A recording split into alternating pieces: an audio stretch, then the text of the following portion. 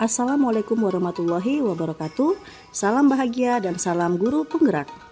Pada kesempatan ini saya akan memaparkan mengenai kesimpulan dan refleksi pemikiran Ki Hajar Dewantara pada modul 1.1 A8 koneksi antar materi. Saya Aulia Nafika Rahmanisa Wetriati, CGP Angkatan 9, SMK Negeri 1 Tembilahan, Kabupaten Indragiri Hili, Riau. Pendidikan dan pengajaran tidaklah sama. Pengajaran adalah bagian dari pendidikan. Menurut Ki Hajar Dewantara, pengajaran adalah proses pendidikan dalam mentransfer ilmu, memperbaiki laku untuk kecakapan hidup anak secara lahir dan batin. Sedangkan pendidikan ialah proses menuntun, memberikan tuntunan kepada peserta didik untuk membimbingnya sesuai kodrat alam dan kodrat zamannya, agar ia mencapai keselamatan dan kebahagiaan setinggi-tingginya sebagai manusia dan anggota dalam masyarakat. Pendidikan juga memberikan ruang pada peserta didik untuk tumbuh secara utuh, mampu memuliakan dirinya dan orang lain secara mandiri. Sebelumnya saya akan merefleksi diri melalui 3 pertanyaan berikut. Yang pertama, apa yang Anda percaya tentang murid dan pembelajaran di kelas sebelum Anda mempelajari modul 1.1? Yang kedua, apa yang berubah dari pemikiran atau perilaku Anda setelah mempelajari modul ini? Dan yang ketiga, apa yang dapat segera Anda terapkan lebih baik agar kelas Anda mencerminkan pemikiran Ki Hajar Dewantara? Sebelum mempelajari modul 1.1 tentang pemikiran Ki Hajar Dewantara, pembelajaran yang saya lakukan hanya mentransfer ilmu dan materi pelajaran saja. Saya menganggap bahwa ketuntasan materi lebih penting daripada memahami karakter murid. Saya beranggapan bahwa nilai peserta didik hanya diperoleh melalui aspek kognitif saja, misalnya saat mereka mengerjakan tugas dan ulangan harian. Saya beranggapan bahwa pembelajaran itu berhasil jika nilai peserta didik telah mencapai KKM, maka pembelajaran telah berhasil. Saya berasumsi bahwa murid adalah objek yang harus mengikuti dan diperintahkan oleh guru. Saya pun sebagai guru menerapkan pembelajaran yang berpusat kepada guru atau teacher center. Sebelumnya saya tidak mempedulikan apakah siswa benar-benar paham dari apa yang saya ajarkan, sebab fokus saya adalah selesainya materi ditambah dengan banyaknya materi yang harus dituntaskan. Saya lebih memprioritaskan siswa untuk menghafalkan materi yang saya ajarkan tanpa memperhatikan kepemahaman siswa terhadap materi. Sehingga akhirnya saya sering merasa gagal karena banyaknya murid yang tidak tuntas setelah melakukan evaluasi.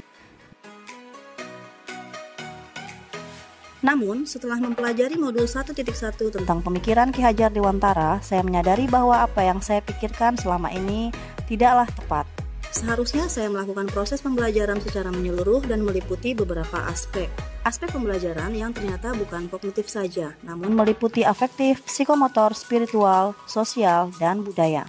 Saya juga menyadari bahwa ketuntasan materi bukanlah hal yang paling utama, melainkan bagaimana anak dapat mengembangkan minat bakatnya dan belajar sesuai dengan kebutuhan. Selanjutnya, nilai bukan hanya diambil dari aspek kognitif saja, melainkan meliputi pengembangan psikomotor, karakter, dan budi pekerti. Murid bukanlah objek pembelajaran, tetapi merupakan subjek dalam pembelajaran. Murid memiliki kebebasan berekspresi, mengemukakan pendapat, dan berkreasi. Saya menyadari bahwa guru bukanlah sebagai center, tetapi sebagai fasilitator. Guru berperan menuntun dan mendampingi dalam proses pembelajaran yang tentunya harus sesuai dengan kebutuhan peserta didik. Selain itu, saya harus mempelajari karakteristik murid dengan keanekaragamannya, memahami tumbuh kembangnya yang berbeda satu sama lain sesuai kodrat alam dan kodrat zamannya. Sebagai guru, saya harus mengajar dengan ikhlas, penuh kesabaran, dan menuntun dengan ketulusan hati, agar menciptakan pembelajaran yang menyenangkan, memerdekakan peserta didik, dan menjadikannya sebagai manusia yang berbudaya. Yang dapat segera saya terapkan dalam pembelajaran di kelas ialah merancang pembelajaran yang interaktif, kreatif, dan menyenangkan dengan metode student center dengan menerapkan merdeka belajar dan mengaitkan pada penguatan profil pelajar Pancasila. Selanjutnya saya akan menerapkan pembelajaran abad 21 yaitu berpikir kritis, kreatif, komunikatif, dan berkolaborasi. Saya juga menerapkan pembelajaran di kelas dengan membuat kesepakatan kelas bersama peserta didik dan melakukan asesmen diagnostik non-kognitif di awal pertemuan untuk mengelompokkan kemampuan dan gaya belajar peserta didik. Berikutnya, saya juga harus mengenali latar belakang murid dengan menjalin komunikasi yang baik. Saya juga akan melakukan pengembangan diri untuk meningkatkan kualitas dan potensi diri agar nantinya dapat menguasai strategi pembelajaran yang sesuai dengan kodrat zaman. Menciptakan proses pembelajaran yang bukan lagi menuntut tetapi menuntun peserta didik menuju tujuan hidup mereka yang bahagia. Karena tugas guru adalah memberikan tuntunan, mendampingi dan memberikan arahan kepada peserta didik, berusaha menjadi teladan yang baik dalam perkataan dan perbuatan.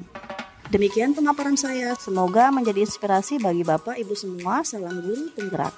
Wassalamualaikum warahmatullahi wabarakatuh.